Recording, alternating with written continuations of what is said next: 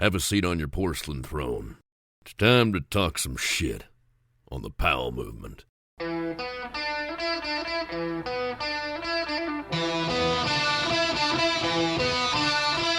Welcome to the Powell movement. I'm your host, Mike Powell, and I'm sad to say that my ski season is officially coming to an end this weekend. I can't thank the folks at the summit at Snoqualmie enough for providing another great experience. While my ski and snowboard friends have been complaining to me about lift lines and traffic and increased cost, I continue to be happy with my mountain and experience. I mean, the summit at Snoqualmie is only 50 minutes from Seattle, and if you're a Seattle skier, buy your summit passes now before they sell out. So again, thanks to the summit at Snoqualmie. I also want to thank my friend Kevin for bringing me to my first Seattle Kraken game.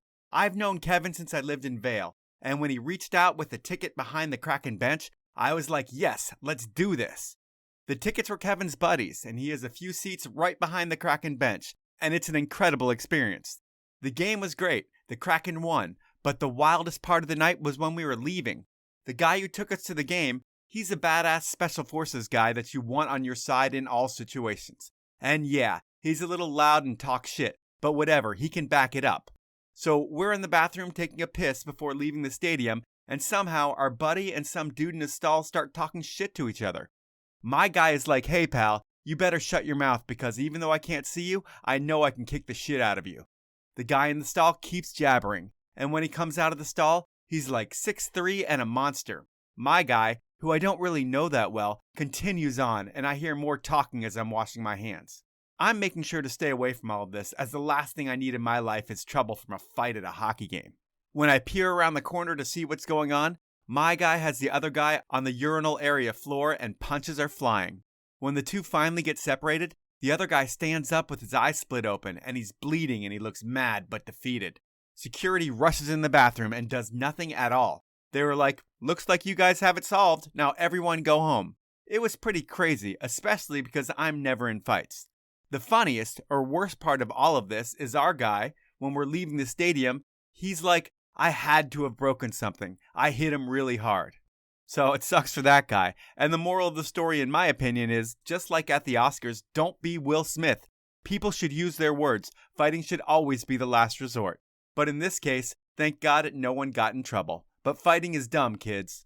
And speaking about kids, my guest this week, Trent Bush, was just a kid when he started his first brand, the revolutionary snowboard brand Twist. Before Volcom, Foursquare, and Special Blend, Twist was out there making cool shit at a time when it really didn't exist. And when it failed, because Trent was just a kid who didn't know the ins and outs of business, more opportunities came. And whether it was creating Analog, being elected to the SIA board of directors, or any of his other countless projects, Trent Bush has been an innovator and a visionary in the outerwear game in ski and snow. Before we can get a history lesson from Trent, I want to ask you to tell your friends about the show. And if you see someone asking for podcast recommendations on social media, please tag me. It really does help the show grow. Also, please follow me on Instagram at The Powell Movement. And finally, please support my amazing sponsors who make this show happen. They are the 10 Barrel Brewery, Stanley, Rollerblade, Peter Glenn Ski and Sports, and Elan Skis. Now, let's talk with Trent Bush. You grew up in a town, Boulder, that seemed to be on like the cutting edge of things going on in everything counterculture. The Dead seemed to be a fixture in that town. Was there a big hippie element there when you were growing up? Yeah, there was a huge hippie element. And, not just hippies, but kind of freaks and dropouts. So there were subgenres of all types of dropouts. But Boulder was definitely kind of the crossroads of counterculture sorts of things when I grew up in the 70s and 80s. So it was like a mix of college kids and then the hippies and just about every different kind of person all would go to Boulder for the freedom that place kind of provided? Yeah, it was just like that. And it was actually really interesting, too, because, there were the people that came here. Then there's like my family. We've been here for many generations and we come from mining and farming. So there were a lot of culture clashes going on at the time. My grandpa had a restaurant. He was in a little hippie war and the hippies came in and blew out all his windows. So, the peace, love whole thing, it wasn't always the case. But yeah, it was a really interesting place to grow up. And I think it really sort of led to maybe where I went and where I am now. Yeah, I think the other side of the counterculture movement that seemed to have a huge presence in Boulder that's kind of almost unexpected to me was the skate scene.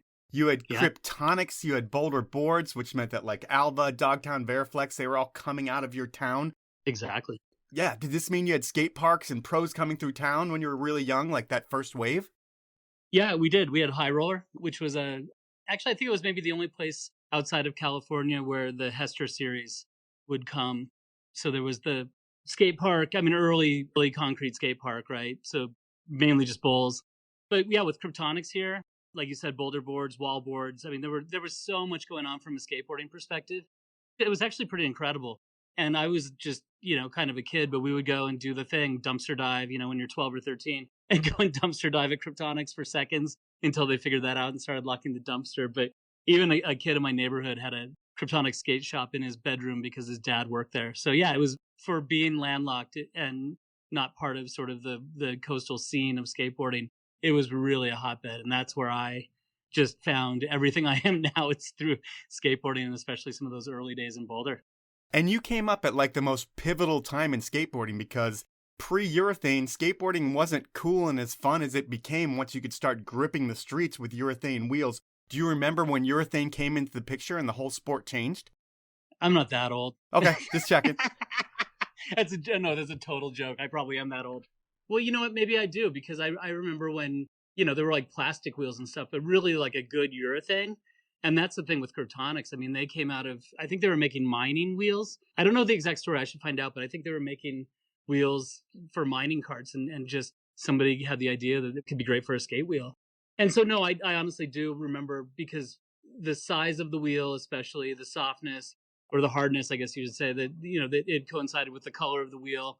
And people were either, they skated reds, greens, blues. You kind of knew who was skating what by the color of their wheel.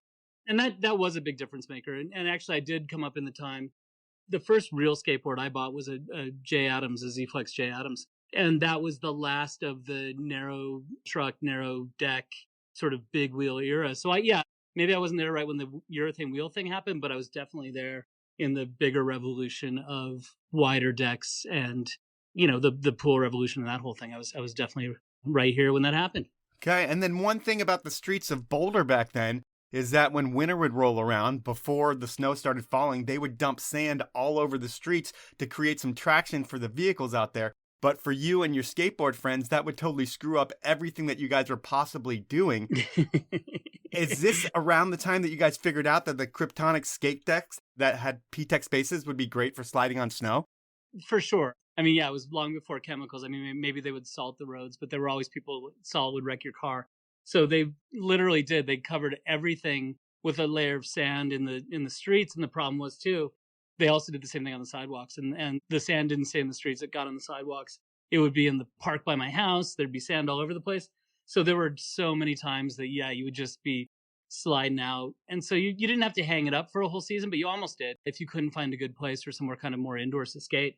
And so, I mean, that was right around the time, because we had a little park by our house, again, where the kid had the Kryptonic store. There was a park in the middle, and we all lived around the outside.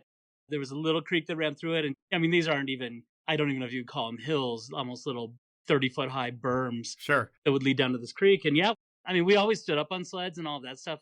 I wasn't really on the snurfer thing so much, because it was around, but it just wasn't that cool of a thing for me. But we did start skating on decks. And we had a Kryptonic skateboard, we had sky hooks, we had all that stuff. We would basically try to snowboard down the little creek at our house.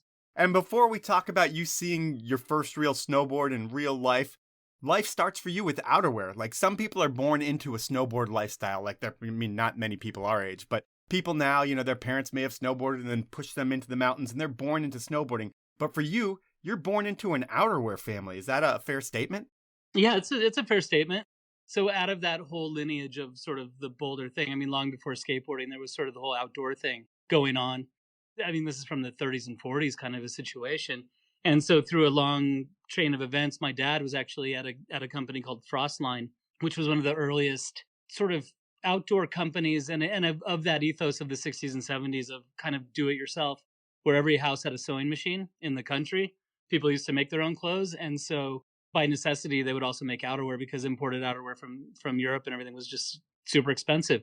So my household growing up, everything was around Frostline. My mom, my brother, my aunts, my uncles, my grandparents. I mean, it was kind of like this extended family affair of working with the company in some way or another. My brother and I were early models for their kids collection. My mom was, it was just whenever something would roll around, we'd enlist the whole family and just be part of it. So our house was full of down clusters because they did a lot of down stuff, and also just kind of the smell of musty nylon in the basement. So yes, I grew up with that as really the driving factor of my earliest sort of memories and my interest in outerwear, for sure. So you were probably like 9, 10 years old when you make your first outerwear piece yourself? Or younger. I mean, we would help, for me to kind of sew one start to finish.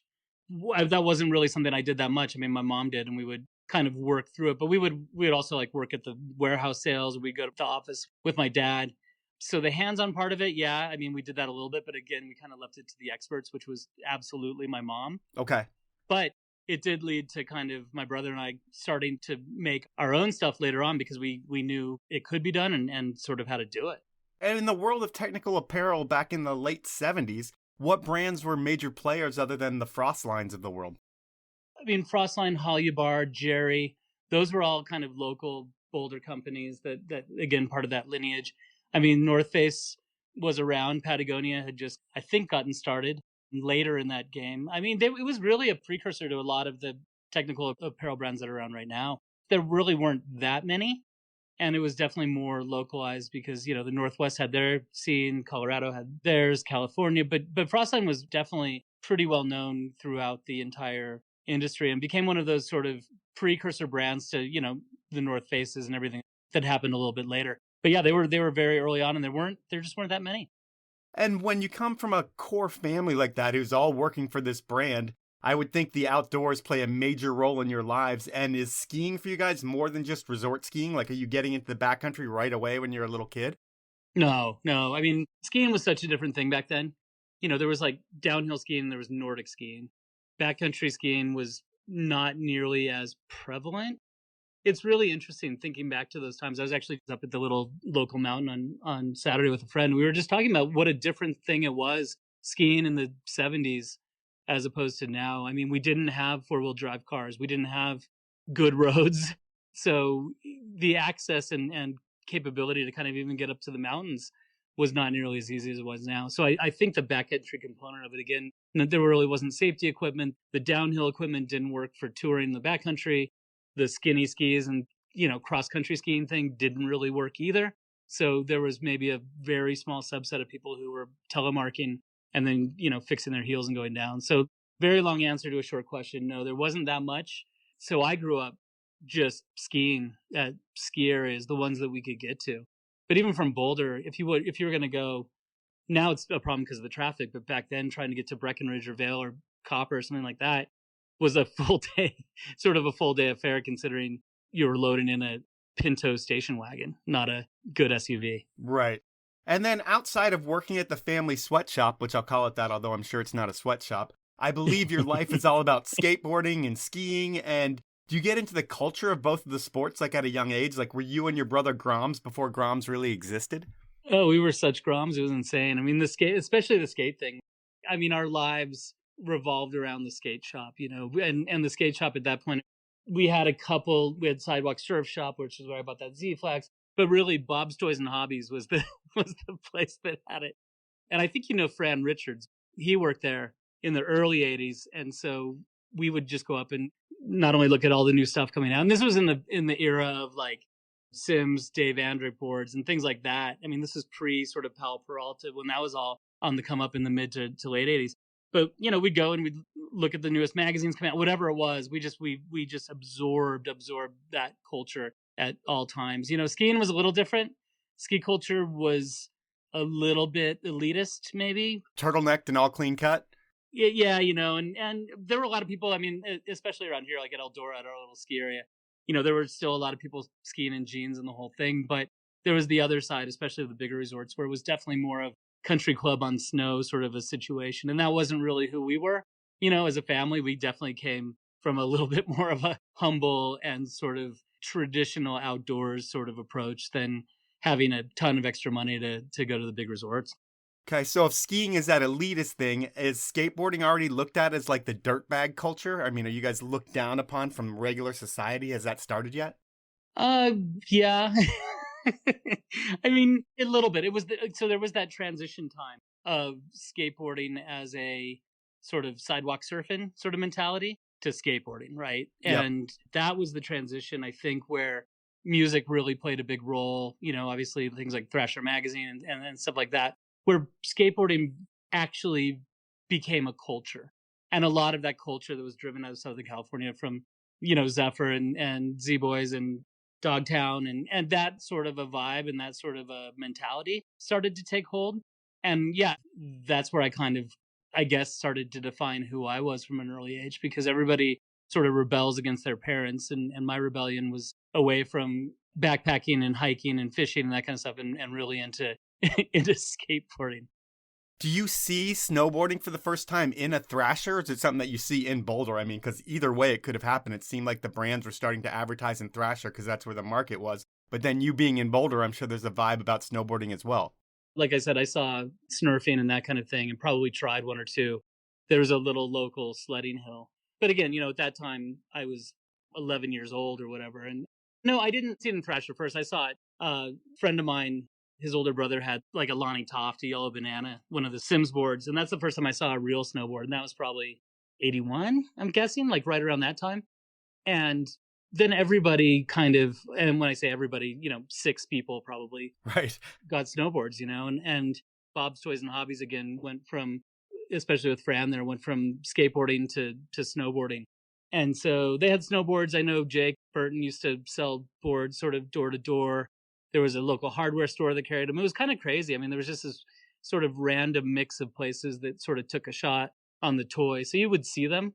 But yeah, I mean, it was really, I mean, I know like early 80s wise, there were a couple kind of key pivotal moments that you'd see it in the media, but we'd seen it and tried it before any of that came out. And you bought it from a toy and hobby store, and really the products at that point, I don't want to call them fully toys, but they weren't full mountain tools by any means at that point. They didn't have metal edges, and it meant that you couldn't really ride on hardpack. So was it just waiting for like a deep dump and then going to the local golf course and making your 6 turns? Yeah, I mean, kind of. Yeah, I mean, they did not perform, but they did in powder, you know, and so there's a place here in Boulder, there's kind of the famous sort of mountain scene called the Flatirons, which is right in Boulder. And right beneath that, there actually used to be a rope tow back in the 50s and 60s, little place called Chautauqua. And so it's like this little meadow. And so that was the spot that people would go and actually go snowboarding. I remember going with my brother one time. My dad drove us up there. And that's where I ran into Chris Pappas. He's like the central glue of almost anybody's snowboard conversation from around here. Yeah, and just went from thinking that like, oh, it's kind of cool and you can kind of stand on it, you kind of turn it, to seeing somebody actually snowboard. And that was for me such a game changer. It just showed you what was possible on a snowboard once you figured it out. Oh yeah, I mean, I've got it literally burned in my mind right this second. I can remember this little pouse / carve thing he did on a little windlip thing. And I'm just like, what is that? Like, is that snowboarding? Can you do that? Like, it was amazing. And the next big phase in Boulder is arguably like the coolest skate shop in Boulder and maybe one of the coolest shops in the world is Wave Rave. And it's Brett Conrad and Sandy White. I think they were students at Boulder. And they opened it up to sell surf shit and parachute pants. And Yep. You and Troy were the shop kids who would come in every day and ask for skateboard and snowboard shit. And eventually, do they see that as an opportunity? Do they like hear the badgering from these young kids and they're like, yep, we're going to start selling this. This is what the kids want. That's exactly what happened, actually. We met them the first day they opened. I think that was 1982. I'm thinking down on Pearl Street, which is kind of the mall downtown in Boulder. Yeah, and we were just walking down the street with my mom, and Brett was out on the street handing out flyers. I think we were wearing like OP. Brett's like, hey, do you guys like real surf stuff? You know, and we're like, we don't know what that is. We're like OP, right? And he's like, no, come in. And so we went and checked it out. And yeah, it was a mixture of early, like Catch It and Gotcha and Town and Country and some Quicksilver probably and some Billabong and then parachute pants. Yeah, so, I mean, it was really easy to get there on the bus. And so we would go and be there. Thinking about it now, I was hoping I'm not a pestering little kid, but I probably was a pestering little kid. And we pushed them really hard to carry skateboards and then also to carry snowboards. So I think they started carrying skateboards in 83 maybe. And then snowboards in 84. And Troy starts working there in 83. You start working there in 84. And it's like the place to work within Boulder if you're into the shit that you and Troy are into. And one thing that Boulder already had was Boulder's Extreme team. And what was that all about, and how did it morph into the Wave Rave team? Team Extreme, actually. That was like Dave Dowd, Chris Pappas, Kevin Delaney. I mean, there was a crew. It was very organic. I mean, it was just the few people that snowboarded getting together and giving each other rides and going to competitions. And again, it was so driven around skate culture first. I mean, early snowboarding didn't have a culture. It was skaters who found snowboarding because they couldn't skate all year and just found people like them. And so, yeah, that sort of morphed. I mean, I guess Franz started working at Wave Rave about the same time my brother did. It had moved from downtown up to the hill. The hill is like the area where University of Colorado and all the students are. So the first Wave Rave was in Boulder. Then the Claussens, Steve Claussen basically opened the one in California. Yep. So the original one's in Boulder. And so it just became the sort of central point of all skate culture in Boulder, and then snowboard culture in Boulder. And so it was a natural place where anybody that snowboarded would go, especially with Fran kind of moving over there, because he kind of took all of his connections from Bob's Toys and Hobbies to Wave Rave. And then it just became this natural thing. They had started Team Extreme themselves, and then I think there was just an opportunity, again, based on the fact that there were the central meeting point, to get them more involved in what we were doing and selling product. At that point, nobody was really that sponsored.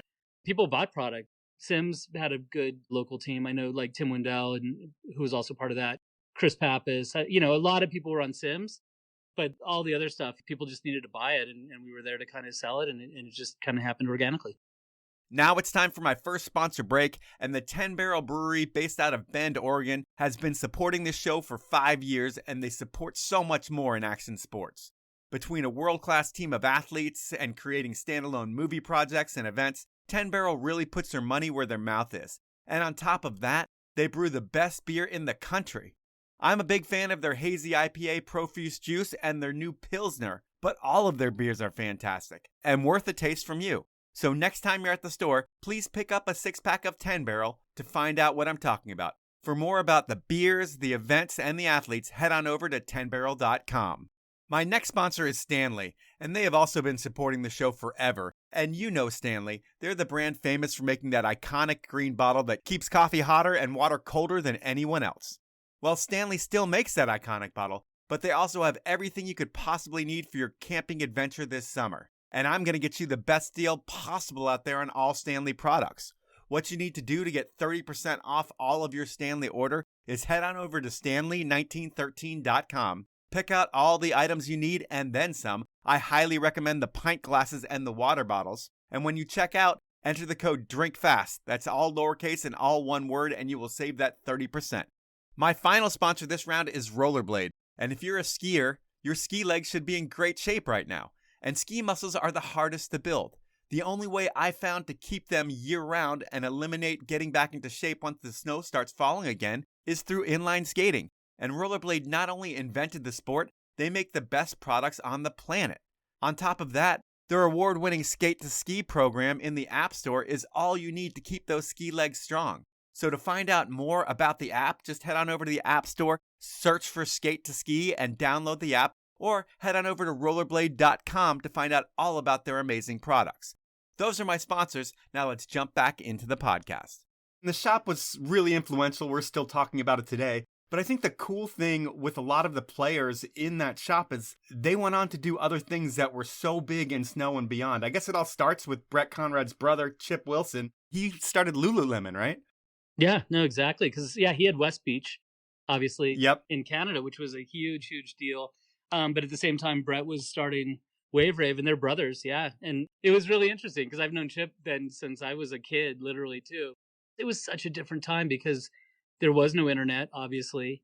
There was the phone, but people didn't really know exactly what everybody else was doing. So, I knew who Chip was, and again, I knew what West Beach was a little later. But for me, Wave Rave was like everything sort of stemmed out of there. I already had I don't think entrepreneurial mindset is necessarily the term, because it was all I knew, that you could just start a brand and do stuff because of my family. But there were a lot of people there that were like that too. So obviously Brett, he went on to do a whole bunch of stuff. He had done device bindings and went and did a whole bunch of stuff at Ride later. And then he was the one that actually opened up all of the Lululemon stores in the US later. But Rick Alden, Skull Candy and Stance, I worked with Rick, and I don't even know what year that was, 85, 86 probably.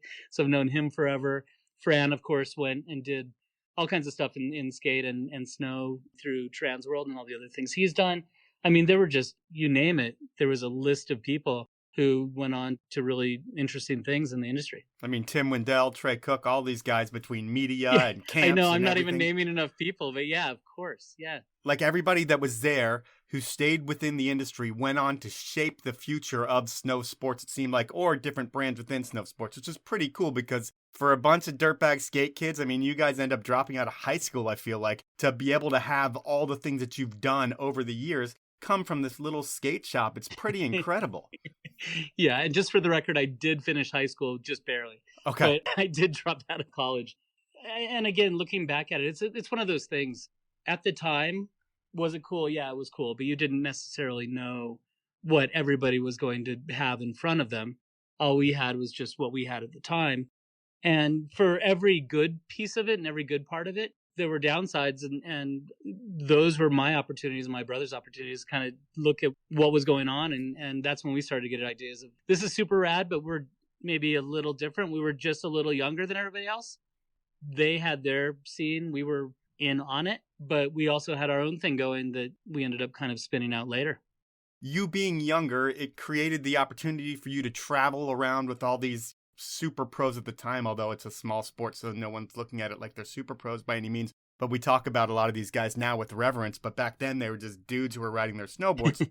But either way, you're traveling with these dudes, and it's a different time. Like, there's a whole bunch of partying going on. You're the youngest people there. And are you just like sitting back watching it, just kind of in awe of all the shit that's going on, and kind of blown away that you're part of it? That part I do remember vividly and so many times. And yeah, I mean, that part is totally true and totally interesting. I mean, the stuff that I would see as a 15-year-old kid or 16-year-old kid, again, things I didn't even know you could do. I didn't know partying on that level existed when we'd go up to the Worlds in Breckenridge. I didn't know you could get kicked out of a condo for being too loud and have all your stuff out on the deck the next morning. I mean, these are all brand new experiences for me, and we all kept it in check, but it was pretty mind-blowing. And the thing is too, a lot of the dudes, like the Wave Rave team, I looked at them, I looked up to them, and their talent was amazing. But, you look at other guys, you look at Terry Kidwell and Palmer and Damien and all of this sort of magazine pros who, because, snowboard media has always been run out of California, it feels like. So there were a lot of people that were very far away from us again. There was no internet again, so we just got to see them in magazines and maybe in some video and that kind of thing. So I knew all the guys here, and they were all amazing and incredibly talented. But then because of the Wave Rave connection, when we'd either go to a contest or they would come through town, Kidwell at that point, to me, like, you couldn't get any bigger. And so I did have the opportunity to go ride with those guys. And those are the things. I mean, again, it's just like, if there's anything that could blow your mind, it was a day with like a Terry Kidwell or Sean Palmer and Sean Farmer or Damien, up at our little local mountain at Eldora, or going up to Breckenridge to the Worlds. And that stuff was crazy. But also, not just was it cool to be sort of around my heroes, but also to get that exposure, especially then of a bigger, broader world, where the world was actually pretty small and Breckenridge seemed like a really far place away. But then to think of people coming over from Europe or those kinds of things, I mean, that was, for me, skateboarding kind of made me who I was, and snowboarding and that early exposure sort of solidified it. The Worlds, you bring that up a bunch, and that's like huge for Wave Rave, but huge for you and your brother too, because that's when I think you decide to make some one-off Wave Rave gear, and it creates a buzz. Tell me about how that kind of takes a life of its own. Yeah, I mean, I just made some Wave Rave pants. I mean, there's a brand called Quimbola Man. Nate was here local making Quimbola Man pants. And I bought a pair of Quimbola Man pants through the shop, and I just painted Wave and Rave on both knees with like neon pink puff paint and then the Wave Rave logo. And I think at the same Worlds, we had these skate Wave Rave stickers, and Dave Dowd had taken one and cut it up and just put the Wave and the Rave on one on each glove. And so we went up to the Worlds, and one of those things. I mean, everybody always talks like, oh, I made stuff and everybody on the street was asking me where it came from. But that was actually happening up there with all the pros and people from all over the place. Like, whoa, Wave Rave makes pants? Like, had no idea. I'm like, no, I just kind of made them. But at the same time, Dave got a photo, like a half pipe hand plant photo that was then published. And we get back from Worlds and the photo gets published. You know, this, and again, this is like 6-7 months later, probably because things take so long back in those days. And so the phone started ringing and people were asking for the gloves and the pants. And Brett was already thinking about making clothes. We were going to make Team Wave Rave jackets and that kind of thing. And all of those things coming together just became sort of the factor that maybe sped things up a little bit. Because again, it was just without the internet and people having to take the time to figure out where Wave Rave was located, find the phone number, call, ask for the stuff. It showed there was a demand out there. And so I think the wheels started turning really quickly. And so Brett and Sandy, who were partners in the business, he sort of split off and started really paying attention to the apparel. And I think also because of his brother and West Beach and all of that, that was a real solid avenue. And then Sandy sort of took the retail shops and moved forward that way. Yeah, so I guess that was the start of Wave Rave apparel. And again, it was me and my brother, Trey, like you mentioned, Jeff Ingram, who's at Nike. There was just this whole crew of people who had a real big interest in making clothes anyway. Amani King, who was our partner later on in Twist, high school friend or childhood friend actually, was working there too. And so we were doing not just the clothes, but all of the artwork and the logos and the ads. And again, it was just this sort of all-encompassing thing. Eventually, your time comes to an end at Wave Rave, and you guys start Twist, which is like the 90s for you. And it's less neon and maybe more skate-inspired clothing. And was that the deal? Was like the Wave Rave shit and everything else out there isn't really what you and your buddies wanted to wear, and you're like, hey, we can start our own company. We've already proven that we can create demand with this Wave Rave stuff, and we're going to start our own thing and create Twist? I mean, kind of. It wasn't really a master plan. it was really just more a reaction. And again, I think that's where, you know, with everybody else being a little older, and especially kind of snowboard culture coming out of California and that kind of thing at the time, or some of the Northwest stuff that was going on, there was such a component of like neon and crazy hair, and like there was just so much craziness going on. And for us, again, going back to the sort of the reason we loved it wasn't the same reason a lot of other people loved snowboarding.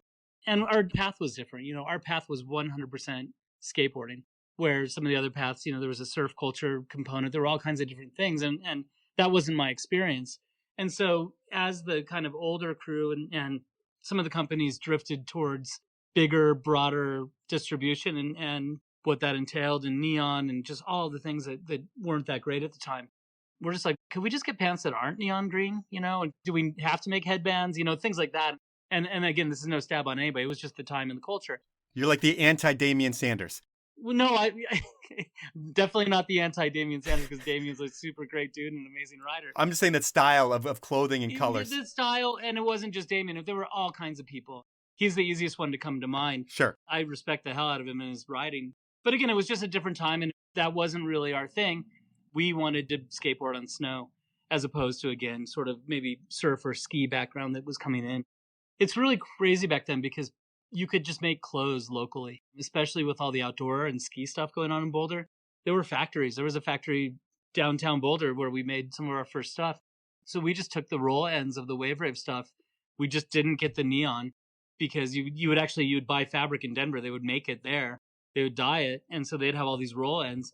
So we bought the black and the sort of khaki and some purple and some teal, just like whatever there was. And we just remixed it and made it into our own stuff. And that's kind of what I was talking about earlier, how we didn't know you couldn't. We didn't know you shouldn't. We were just kids wanting to make the stuff we wanted to wear.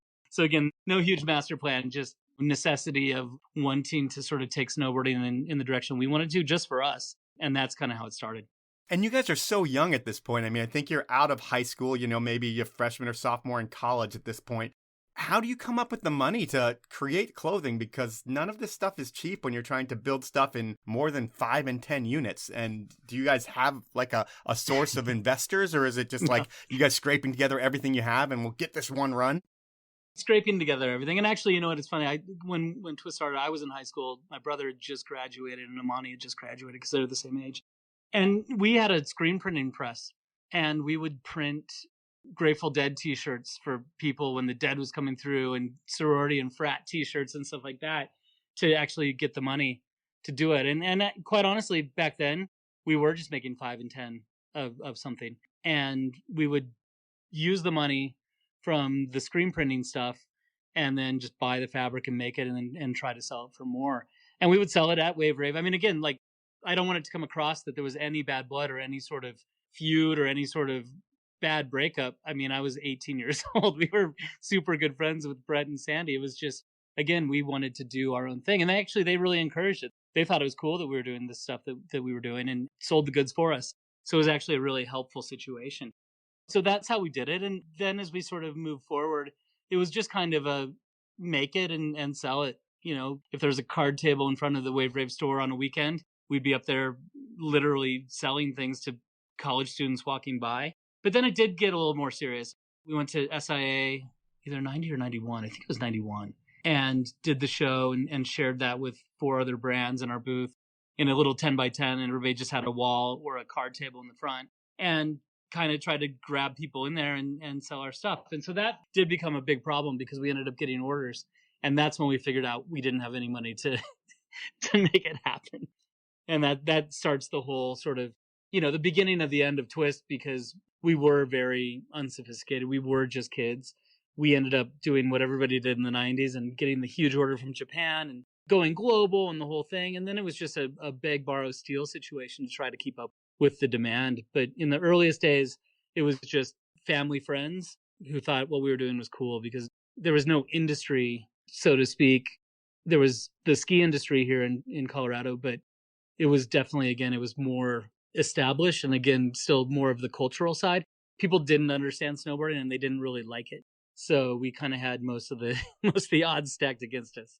So when you go to that trade show in 91 and snowboarding is put in a different hall than the main ski hall, and the snowboarding hall is supposed to be, from what I've heard, I wasn't around for that time, but a lot more fun than the ski was, because at that point ski culture was really stale and it was a lot more suits and turtlenecks than it was beers and cigarettes over on the snowboard side. And what was it like in 91? Was it like just a ton of energy from all these young snowboard brands, just knowing that you kind of have lightning in a bottle that's going to explode in the next couple of years? You know what? Yes and no. The beer and cigarettes part is absolutely true. The excitement level is absolutely true. The discover, I mean, for us, again, we were kids, like literally kids, and discovering sort of the world out there, and that we could do this, and that there were a few other people there. I think Lamar started that year, Raul Rees, and he had switchbacks there, but before Special Blend and Foursquare and Forum and that whole thing. Yeah, the people that were there and that were in that sequestered hall were there because they loved it. Burton and Sims were in the big ski hall. The ski hall didn't want anything to do with us. The people who did come, if it was a retailer, they were there because they loved it. So everybody was there. There was no money. And quite honestly, we weren't even caught up in the fact that it might blow up, because we didn't really even know what blowing up meant.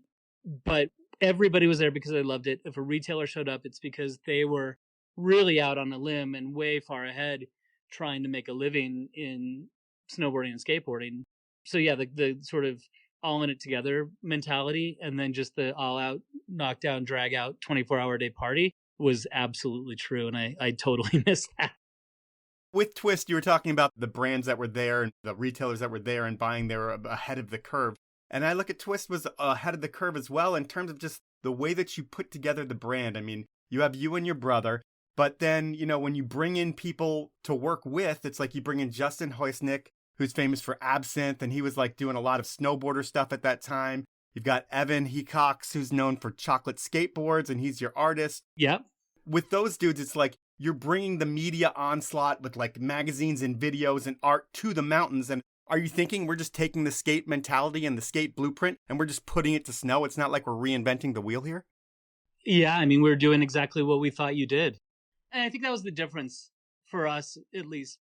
We weren't even following a skate blueprint. It was definitely more organic than that, again, because there was still no planning. It's just we ended up meeting Evan. He was local Colorado kid.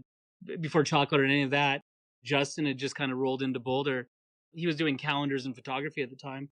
And it was right when VHS was kind of a thing and just coming up to be a thing. So it's really funny looking back at it now. again, it was super organic. It's just one of those things where when there's something cool going on, cool people just tend to find it, right? Yep. And so that's exactly what happened. We had an office here in Boulder, the restaurant called the Sink up on the hill, where the students were. It was the old Wave Rave office. That was the Twist office. Our team riders were around. It was just this 24-hour cultural thing that was so different from a snowboarding perspective than what we would see in the magazines or in the videos. And so really, we just wanted to share our version with people. And there was no other way to do that but to make videos, make magazines, make mixtapes. Yeah, I mean, it just kind of came together in that respect. And so, again, we were just taking kind of the only way we knew how, which was skateboarding and things that skateboarding did. So, again, there was such a strong music component, such a strong art component, and a cultural side that just so many different things just didn't have. And so it just all kind of coalesced together into one thing. And yeah, so we made the videos and we made all the different things, again, just kind of trying to get our version out there to the world.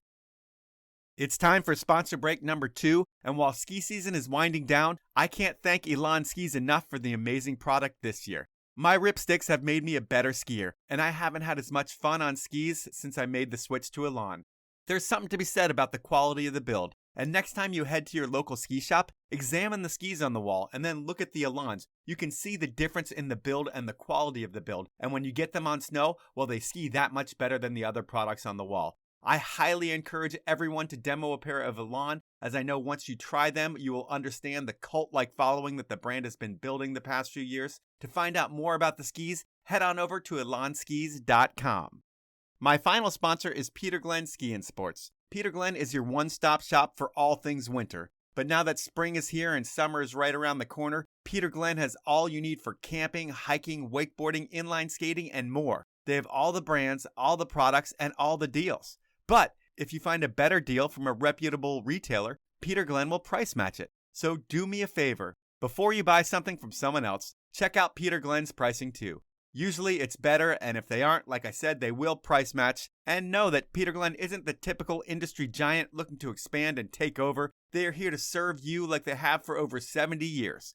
To find out more about the brands and the products, head on over to peterglenn.com. Those are my sponsors. Now let's jump back into the podcast. You say there's a music component as well. I mean, you're doing a lot of things that people do now. You can look at it as like influencer marketing now when you give the right people product and they're putting stuff out on social media. Back then was a different time and we didn't call any of these people influencers, but there was like tons of bands that would be rocking Twist shit. And did you guys have personal relationships with them? Were they like become friends with you? Are you snowboarding with the Beastie Boys? Yeah, I mean, all of those things were degrees of, these are all these spheres that would sort of come in. I mean, Adam was living with Tina Bassett, and we did women's product. We did that Tuesday brand. There were just all these spheres that were overlapping. If it was, Metallica, we ran into them, but it wasn't like we were like, super tight friends. But again, there was just sort of a appreciation of what each other were doing. And it was long before, like you're saying, like influencer marketing, and there was money in it. So we would just send people clothes and sunglasses and they would wear them and they would send us photos back. We'd publish. It was just like, it was one of those things. But the funny part of it too, the reality is, especially when you're really getting carried into true responsibility at a very early age, we didn't get out that much. I mean, we went to trade shows, we did all that stuff. But again, it wasn't like it is today. We would go over to Japan. We would go to Europe every once in a while. But Lisa Hudson, who was working with us, and Justin, and they were the like true road warriors. So they probably ended up having a lot more of those fun times than I got to have. Our team was always out. Our riders were always out. And so, I think by virtue of the fact that I was 22 and my brother was 24 and we had this huge level of responsibility of this global brand that was kind of coming out of nowhere. So we were just working super hard on it, kind of heads down, and then dropping in and out every once in a while. So we didn't have as much fun probably as the spheres around us, but it was still a hell of a good time. No, because you guys are in your 20s and there's so much you need to do. I mean, you got to scale up the brand, but to do that, there's forecasting, factory planning, delivering, managing budgets. And it's not as easy as it seems. It's not even close to as easy as it seems. Yeah. Are there a lot of fuck ups that happen when you're learning as you go? Yeah. I mean, more of those than probably slam dunk successes. I mean, yeah. I mean, anything could go wrong. And again, keeping it in context, I think we did Twist. I think the entire time Twist existed, I didn't have an email address because email wasn't a thing. By the end of Twist, actually, it's really funny because we actually had twist.com, which was probably worth, I don't even know what that'd be worth now, worth more than anything else combined. I guess the other thing that was happening at that same time was clothing manufacturing was offshoring. And we were stuck making things here in Boulder. Then we moved everything to San Francisco for a while, trying to chase North Face production because they had moved out of the Bay Area and moved to Asia for the production side. So we didn't know what to do. I mean, we were just, again, kids trying to make clothes, just chasing it. So the complexities of what you do now, I mean, kids have no idea how easy they have it, where they can just like get online and start a brand overnight, find a supplier, find factories, find whatever. We didn't have that. We had to literally get on airplanes and go throughout the world and try to figure out how to do this. And one thing that you got into this for was for skateboarding and snowboarding. I mean, that is your life. And when you start taking on all this responsibility and you've got a lot of things to deliver, are you still able to get your 100 days on snow, or is that kind of cut in half or enforced because you've got to work? I mean, it was cut down. Skateboarding, no, because later in the story, they stopped putting sand on the road. And, you know, parks and that kind of thing was a little bit more prevalent. So we could skateboard all the time. Snowboarding, yeah, I mean, it definitely did put a bit of a hamper. And I mean, it was hard. I mean, especially living in San Francisco, and Tahoe's a struggle to get to from San Francisco. Yep. Especially when we don't have like a ton of money. So we would get flea bag motels and pile people in, but we'd still go every weekend. I mean, that was the deal. At the same time, we actually opened a shop here, actually in Boulder, a snowboard shop, the Twist Shop.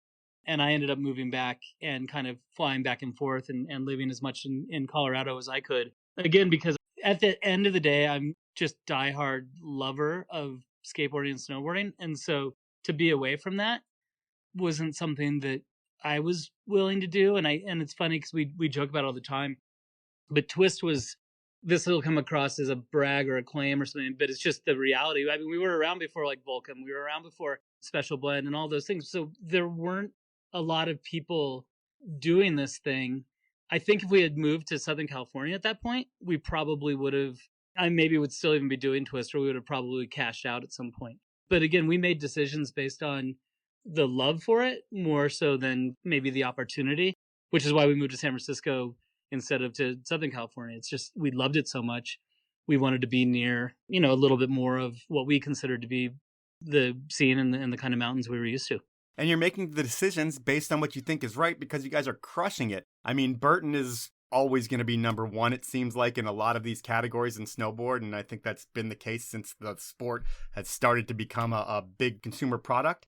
But at one point, you were number 2 to Burton in terms of specialty accounts and penetration in those accounts. That's crazy. Yeah, it was crazy when we found that out, too. There was a big study done. And yeah, we were second to Burton in specialty store penetration, which is just wild. But, you know, again, there was a very big gap. And that was in apparel, right? Because Sims was still a player. From a hard goods perspective, there were still big players. But no, from a apparel perspective, if you were a real snowboard shop, we were in there. You know, we were one of the few brands. But again, I think just because of the sort of core level authenticity. I mean, Wave Rave was in there too. We were just in more. So it's like huge growth for you both personally and professionally.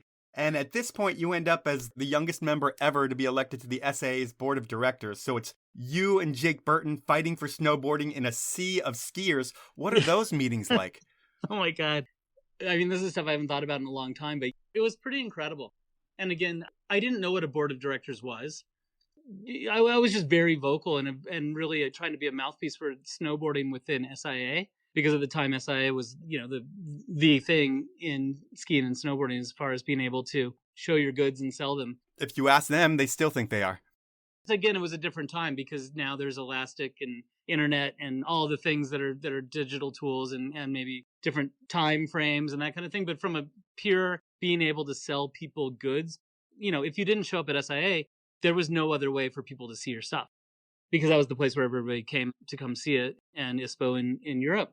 And so I was pretty vocal with the snowboard committee and just with David Injami, who was running the thing at the time, SIA, and ended up on the board of directors, just, again, not even knowing what that meant, so much as knowing that I was really wanting to be an advocate for snowboarding, because people didn't love it and people didn't really want it. When I say people, I mean the industry and the ski side of things. And so, yeah, I remember going to my first meeting, and I was there with Klaus Obermeier, and David Jacobs from Spider, and just a whole group of that earlier generation, like the whole ski side of things. It was pretty mind blowing. I mean, it was super cool with Jake on the board and that, but I mean, I was talking about it like kind of a fish out of water. I'm a 24, 25-year-old snowboarder kid with all these people going to crazy places, having wine dinners in caves and all this stuff that was like getting part of that ski culture. And I'm just sitting there being like, what is going on?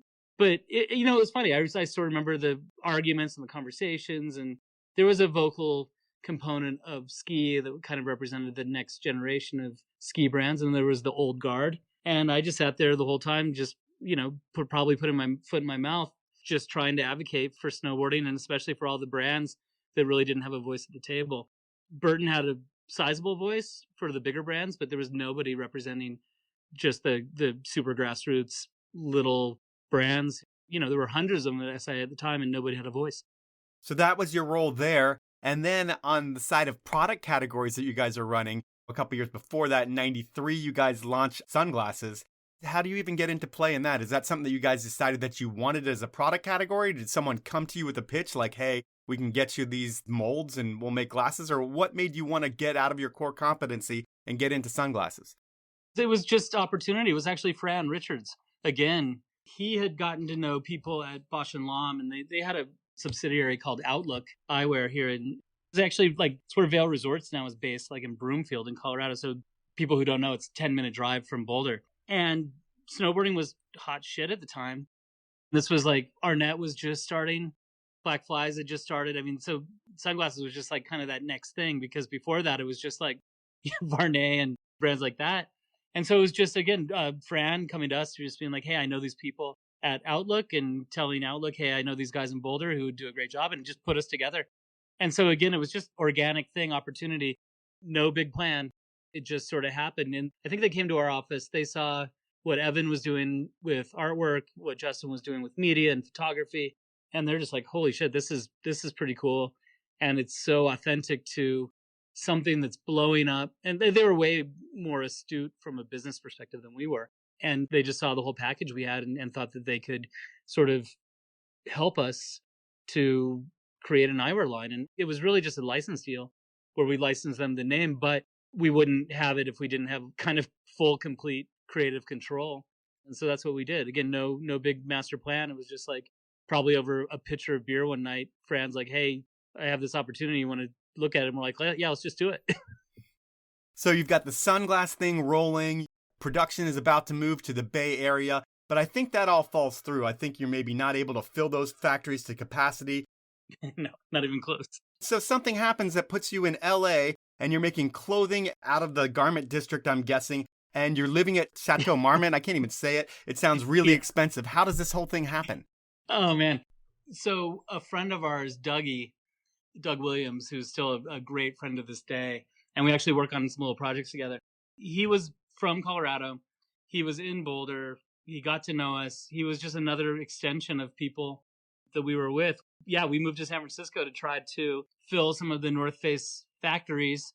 We didn't know how big North Face was. We had no idea. And so Little Twist was definitely not going to fill probably even, a month of production in one of those factories. So those factories all closed, and we had no idea where to make things. And so Dougie's just like, oh yeah, I know the garment district in LA, and I've made clothes. So he's like, we can just make it down there. And it was just, making, I can't believe, we barely survived that time, not because of Dougie, but just because of the circumstance. But it was interesting, we had to buy fabrics. And at that point, a lot of the fabric mills had closed. So we'd buy fabric and have it shipped in, and we would drive it to the pattern maker and the marker maker and the cutters. And they were all different places. And he would coordinate, and we'd have to show up with the fabric, drive it to the place to get it cut, grab all the cut pieces, take it to the screen printer, the embroiderer, grab all those pieces, take it to the factory. And they'd be making snowboard pants on the line with wedding dresses and kids' Halloween costumes. And so, yeah, the Chateau Marmont thing, we used to be really cheap about it and stay at really, really terrible motels. And then we found this Chateau Marmont. And this was before, it was just this old school, super famous hotel. It's like where John Belushi died and stuff, but it was this old Hollywood hotel that hadn't been totally refurbished and redone. So it wasn't the Chateau Marmont of today where it's, $3,000 a night or whatever.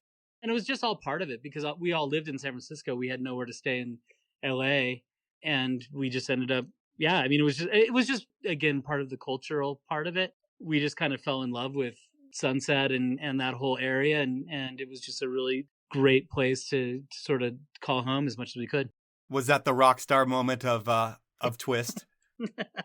It was a pretty rock star moment. I mean, 4 a.m. throwing beer bottles at the Marlboro Man. There used to be a huge Marlboro Man billboard, super famous billboard. And so sitting in the penthouse throwing beer bottles at, or swimming in the pool with Drew Barrymore at 3 a.m. I mean, that kind of stuff. Yeah, there were some definite rock star moments of that time. So you've got all this going on, and with the brand, funding is always an issue. Like, paying for the next line is always the problem, and it's easy to see why, because you have to front all this cash up front. It's like a big drug deal, but you're dealing in clothing, and you've got to get the clothing paid for first. But by the time 97 rolls around, things are going to get even more tricky. As what should be like a huge celebration for this relaunch of Twist eyewear, it turns into a scramble to keep the company alive. What was going on behind the scenes? So yeah, I mean, again, beg, borrow, steal, and we weren't bankable. People still didn't even know what we were doing. I mean, we were still kids making clothes. And when I say kids, I mean, at that point, 25 years old. You still don't know much. Yeah, we're still going to factories trying to wear suits so that they would take us seriously, because I was 25 and I looked like I was about 17. So it was really, really difficult. And we had kind of you'd run through, a family friend who had a certain amount of money, and then you'd sort of run out of their ability to finance it. And so then we would have to pay them back plus interest, and then we would find the next person. And so, no, we went out of business. I don't even know how many times. And we always managed to figure it out. And we finally ended up being financed at the end through a Japanese company who ended up also being our distributor, because we had to change distributors for them to finance it, which was something we didn't necessarily want to do. But again, we had to do it. And yeah, we were operating for, you especially in a seasonal business like that, you operate for most of the year, because we were doing streetwear and stuff, but it was still mainly winter focused. And so you would operate for 7 or 8 months and rack up a huge bill, and then you'd make the clothes, sell them, and pay it back, and hopefully have money for marketing, that kind of thing. At the end, yeah, we were financed out of Japan. Financial crisis, 96 financial crisis in Japan. They were a public company. Snowboarding wasn't their primary thing. They were a car company, and basically they had kind of a shareholder revolt, and they were told in no uncertain terms from the shareholders that they had to kind of get out of what they were doing and focus on their core business. So yeah, we were at Spy Bar in Soho doing the sunglass relaunch with Interview magazine, and felt like the top of the world. And 3 days later, we get a phone call from Japan just saying, hey, sorry, we have to back out. So just pay us back the money, and you can continue with the brand. And we didn't have any money. Throughout the entire Twist thing, we were paying our riders more than we were paying ourselves. And hindsight 2020, we probably could have done things differently, but we didn't know. And we were in a situation where we had to find a backup plan within, I think we were given 1 week, and then we kind of extended it to like 12 days. Went to everybody we knew, went into the industry, went to people like David Jacobs here in Boulder who ran Spider, only to find out that we were actually as big or bigger than Spider was. I mean, it was just all these crazy things. And at the end of the day, we had a couple things that maybe were going to pan out with some bigger ski companies. But at the end of the day, Troy and I would have just ended up with jobs, and everybody else would have been disbanded. And we just said, you know what, it's not worth it. So we walked away. Is it heartbreaking just losing everything that you've worked for? Because I'm guessing that you sign away your trademarks and all your intellectual property in terms of you don't have to worry about paying anybody back anything. We had personal guarantees.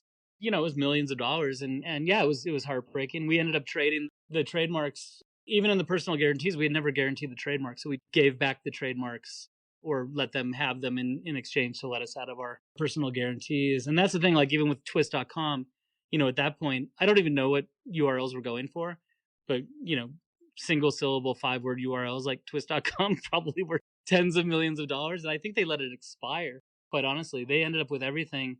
We ended up with, not only did we not have anything personally, we also let down globally. We were sizable, and we let down every single person who sort of believed in us. So yeah, I mean, it still affects me right now just talking about it. It's like, that was the last thing I ever wanted to do, right? We didn't have visions of necessarily grandeur of making a ton of money ourselves. It was just, we had created this world for us and for our employees and our friends and our riders and our partners, and and to have that all taken away in that short period of time was, it was crushing. And my girlfriend, now wife, Stacy, she had to get a paper route so we could pay the rent. Oh, man. So that's how crazy it was. Literally, that's how crazy it was. Well, it's a good thing that you know Jake Burton and he's aware of what you and your brother can do for his brand in the sport, because you're invited to the Hamptons for a management retreat.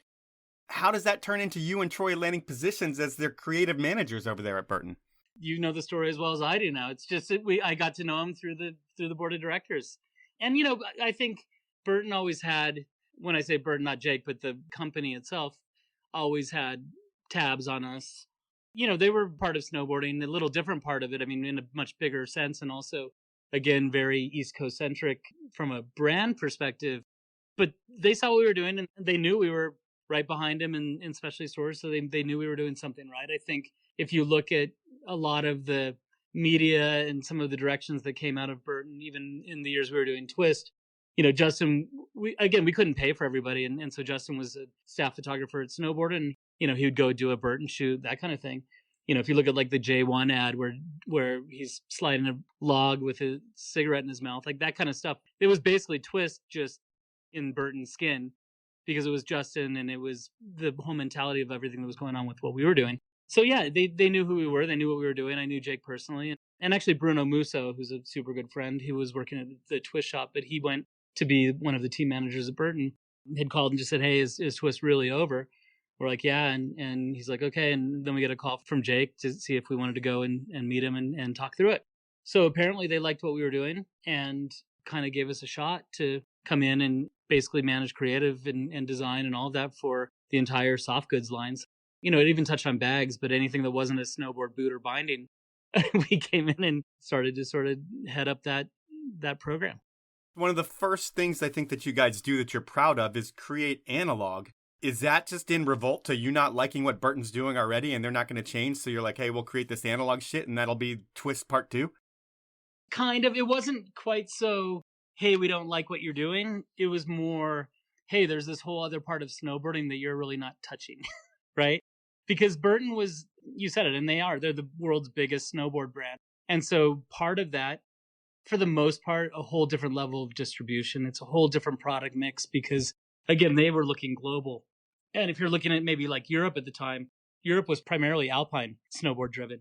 Freestyle and freeride was not that big of a thing, where carving, hard boots, ASIM boards, that was the bulk majority of the European market of all those years in snowboarding. And so it was just something they didn't focus on necessarily. And they had built product that was good product, but they just had all kinds of old rules that we just didn't necessarily want to fall into. And the other part of it too was the part of snowboarding that we really believed in, the sort of skate driven new school thing that we had helped to hopefully create at Twist, was just something they really didn't have too many inroads into. Where they did have some inroads was in their BioLite line, which was the least expensive part of their line, but it was also supposed to be the most forward.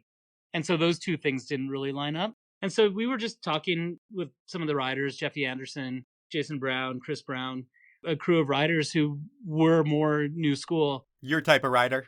Yeah, our type of rider.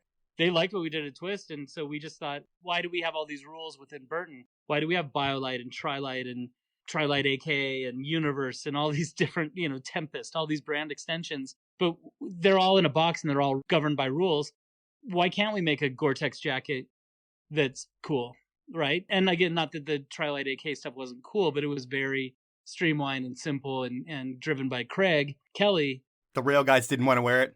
Well, it was just, it wasn't our thing. It was very purpose-driven, technical apparel made for Craig's style of riding, which was amazing, but you couldn't fit 40s in the pockets, right? It's like, it was just a different thing. And so we didn't feel like, snowboarding was still, there were all these sort of cliche sides of snowboarding, and each of the current lines that the Burton had fit one, and maybe cliche is not the word, there were compartmentalized parts of snowboarding. And each one of those was directed at a certain market opportunity, where we saw a market opportunity in something that just didn't have rules. And again, Twist Part 2, I think I've said it like that before. What it was an opportunity to continue the path of what we thought snowboarding was and to do it at a much greater level and a global basis. So yeah, that's what Analog became. So you're with this big brand, which is bigger than anything you've ever worked with or anybody in snowboarding, because they're the biggest thing that is in snowboarding. And I would think there's security, there is a world of opportunity, there's materials, there's factories, there's so many different things that you have at your disposal. Why leave? Yeah, I mean, from a design, and if all I loved doing was making apparel, snowboard apparel, that would have been great.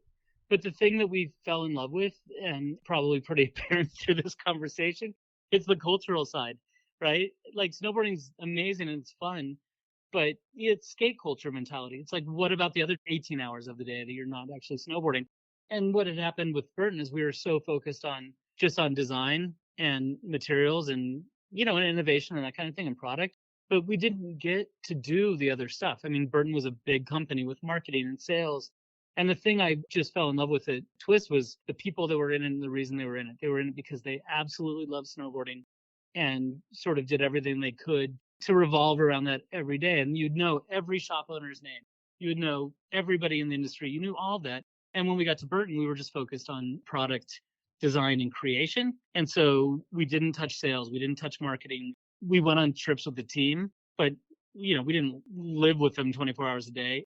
And also we didn't move to Vermont. Again, I guess going back to the piece of the puzzle that I've always believed in and my version of snowboarding and East Coast snowboarding were just two totally different things. Neither is better than the other. It's just my comfort zone was Colorado and West. And I wasn't so deeply ingrained into the East Coast snowboard culture. I had my own thing here. And so we didn't move. We flew back and forth and did design out of Boulder. And so sometimes, if something goes wrong, you can kind of catch the blame. And if something goes right, you can kind of not get the credit. Right.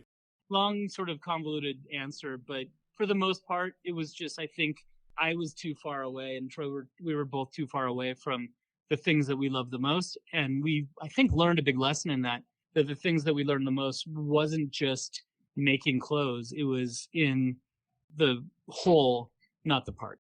Okay. And then just looking at your career in a snapshot, there's so much more that I could talk about. And there was Section, there was Tech 9, there was Nomis. There's been so many different things that you've done. You did stuff with the Hundreds, and then there's Fenix, Fjallraven, Mountain Hardware, all these ski brands that I didn't expect you to be at. So you've done so many different things. I think Black Diamond was in there as well. But what you're doing now is, I guess, what we should talk about. What's Artilect all about? This is the future of Trent Bush. What is it? Okay, yeah. So let me just touch on that point in between. So yeah, the 2002 to 2020-ish, like right in there. I did a whole bunch of other stuff. And again, the snowboard stuff that you mentioned, some stuff with ski brands, but really more technical outdoor brands. So if you look at like a Fjallraven or Mountain Hardware or Black Diamond, yeah, they have ski components, but they're more technical soft goods apparel brands than they are ski. And so, you get to a point, maybe it's getting older at some point, or maybe you just get bored. And in my case, I just got a little tired of trying to sell something to and gauge the interest level of a new generation of consumers every 4 or 5 years in snowboarding. Because again, snowboarding wasn't what it is now, which is like kind of this renaissance, and it's incredible. But to be within very tight price constraints, to not have performance or innovation really even be part of it, more so than the way things look, I really started finding a love for that. And then I guess a lot of that goes back to even the AK stuff and the stuff I got to do with Craig. To know that people are out there, to know that people are, maybe even their lives depend on some of this stuff, and the performance of apparel got to be really interesting. So I did sort of I guess you'd call it a pivot or a shift on purpose, where I started working with Fenix and Fjallraven and then became the VP of product or head of global product for Mountain Hardware, I think it was called, then the VP of apparel at Black Diamond. But it was really in this idea of the future and of technology and innovation driving human performance, which is a far cry again from just needing stuff that works in a park. I got really interested in that because there's so many things happening right now, whether it's electronics or just whatever. If you look at your phone or the car, things have progressed so much, and technical apparel just really hasn't. And so to bring that to what I'm doing now with Artilect, through that process, not only did I get to see a little different side of things. It was actually much more like my early Frostline days from a user perspective than anything through the snowboard years. I really just wanted to have an outlet for these ideas and technologies. And again, to how do you make people or help people to perform better in what they do? Through those last few years at some of the other brands, I wasn't able to do everything I wanted to do. There's so many constraints based on price and margin and structure and making hard goods. And there's just all these things that happen. And so I've had this thought in my mind for years that I want to go back out. I want to do my own thing, but it has to be the right time and it has to be for the right reason. So that's what Artelect is actually, that's what that is right now. And that's sort of the opportunity that I found myself facing when COVID hit. So it's an umbrella for you to do the shit that you want, how you want it, if someone's willing to pony up and work with you. That's the much shorter answer, which is absolutely correct. Awesome. Well, now it is something that I call inappropriate questions. And it's a segment where I get a friend of yours to record 3 questions, and they can be anything. And I tried to get your brother to do this. We were in touch, and he didn't really understand what I was asking for. And the more we went back and forth, the more I realized I don't think he was ever going to get it, and it wasn't going to happen, and that was okay. Normally, I would have gone through a bunch of other people, but I was on vacation, so I decided, you know what? I can come up with some great questions. I always do. So I'm going to give you 3 inappropriate questions, and here's the first one. Okay. What is the best and worst thing about working with your brother? See, this is why he didn't want to ask the questions. Well, he wouldn't ask that one. So the best thing about working with your brother, I'll just put it this way. My brother, he's 2 years older. He was the guy I looked up to. He is my hero, remains so to this day. He's really a visionary in a lot of ways. And I'm like a get to work guy. So he would always, this is going to answer both questions. Twist wouldn't have happened without him. I was following in his footsteps. A lot of the things along the way maybe wouldn't have happened without him. But he's really, really good at seeing the future and putting the pieces in place. And then he got a lot of stuff done, but I was the get it done guy when it came to the actual apparel side of things in a lot of ways. So we just had this sort of natural split of what we were interested in and what we had to do. The side effect of it is I think some of the stuff that we had to do, the time component of it for me was really in depth, and the traveling to factories and the road warriorness of actual making garments and production, all that. It started to be where he was working a lot more on marketing and visuals and that kind of thing. And I was working much more on the product side. Again, natural division. So the best part is that he's brought me along for the ride all the way. The worst part is probably that we had a division of what we were sort of naturally talented at.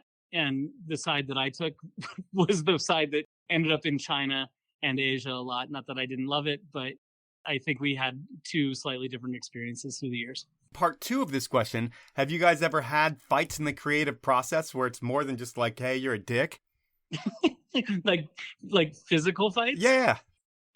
You know what? No. Yeah, no, we've never had a not like an actual knockdown drag out. Yeah, of course. I mean, you fight with everybody. So I guess going back to the other really best part of working with your brother is that the water goes under the bridge significantly faster. So we'll have, and we still do it, we have little spats, right? But we're brothers and we'll always be brothers. So we lost a lot of things together. We've done a lot of things together. And even through all of that, we're still best friends and brothers. And even though we don't work together on a daily basis, we managed to sort of navigate through it and not have any sort of loss of our relationship. All right. Well, question number 2, you've had some amazing talents and personalities on the brands that you've created over the days. With Titan, I think you had Farmer and Rankwit. And in thinking of just those 2 dudes, what is the most difficult situation that you had to manage around an athlete? Yeah, actually, we didn't. It wasn't Farmer, it was Palmer. Oh, Palmer, my bad. No problem. Palmer, Rankwit, Mark Frank. We had quite a crew. Kurt Wassell, Ethan Fortier, who, started Tech 9 and does the bomb hole. Yeah. We had such a crew. There was so much mayhem over the years. There were so many things that happened. Well, you know what? Honestly, there's one thing that sticks out in my head. And it wasn't really a situation management so much as it was a personal lesson, and something that I still kind of affects me to this day is Dave England was on Twist, and he went to Alaska, and this was in probably 96 or so. And we had, or 95 maybe, and we had a year where we had a big issue with all of our fabrics. I mean, basically 100% of our fabrics were defective that came from the factory. It almost sunk us again. Like absorbing water? Yeah, he went to Alaska and almost died because he was literally wet through and hypothermic. And literally, like when I say almost died, he almost died. Oh, man. And he came back and he quit on the spot. And he's just like, I don't know what you guys are doing, but this is not working. And you almost killed me and it's not worth it. See ya. And so that one interaction is something that I actually kind of carry with me. And it's a pretty big motivator now. And that was actually when I was talking about sort of technology, performance, innovation, that kind of thing. That still affects me every day. I think about it all the time. I can't imagine your hard work, someone coming back and being like, dude, everything you did is wrong and you almost killed me and I'm never going to speak to you again almost later. Almost. He still spoke to me, but yeah, that was basically that happened. It wasn't fun. Yeah. All right. Your final inappropriate question, which I'm hoping will be a little bit more fun, is partying in the SIA days when snowboarding was in a different building had to have been a blast, especially when you were young like you were. And sometimes the partying can sneak up on you. What was your biggest party failure memory or lack of memory from those Vegas days of SIA? Oh, man. Does it have to be a failure or does it have to be a... You can have a win. I don't care. Just a great story. You know what? This was a failure in general, but it was a huge win. And this was actually also that very first show because that was such a mind blower. I mean, there were very few actual fails. I know some people who had some actual fails, but for me personally, I just remember it was probably one of the first nights we were there and there was a party that it was just like a snowboard party. I don't know if it was I don't know who was actually doing the party. So we roll out to this thing and they didn't let us in like the big casinos and that kind of stuff for events. So there was like a little off the strip casino in like a strip mall sort of thing. And I just remember going and I was super confused. We show up and like it looked like everybody that worked there was outside. And we're like looking through and there's just this unbelievable party going on inside. And we were walking around trying to figure out how to get in. And like the door opens. I think it was like Dave Dowd or somebody like that, like whisks us in the door. And basically the entire snowboard crew had taken over this place. It was a casino and bar. Literally the people that worked there were out on the street, locked out of the building. They had taken the thing over and it was just mayhem. I mean, slot machines were knocked over. It was just like this. I don't know who got in trouble. If anybody got in trouble back then, it was a different situation. They would have sent in the SWAT team. But this thing went on for like an hour and a half until the cops showed up. But that was one of those very, very vivid memories of things. Personal fails. I mean, there were plenty of showing up straight to the show, having not slept all night, those kinds of things. But again, different time and different expectations, especially because you were out all night with your customers, with the retailers. We were all in it together having, it was 24-hour fun. And then we did the work when we had to during the day. Well, I hope they bring the shows back to Vegas because it seemed like a special time and place in everyone's mind, and anybody I talk to speaks about how great it was. When I talk about Denver and Utah, no one says it was great at all, ever. I haven't heard that once, so that kind of is a shame, but whatever, that is what it is.